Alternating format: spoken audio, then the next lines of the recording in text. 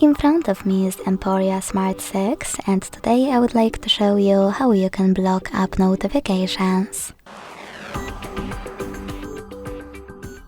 Begin by opening Settings and tapping on Notifications. Then you need to tap on Device and App Notifications over here and click on one of your apps from Allowed section.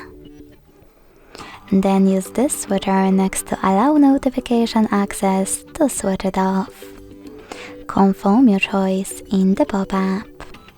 You can turn it back on by clicking the same now gray switcher and tapping on Allow in this type of pop-up.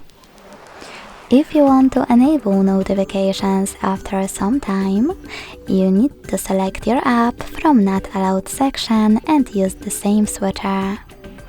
Then hit Allow. Thanks so much for watching. If you enjoyed this video, leave a like, comment and subscribe. Bye!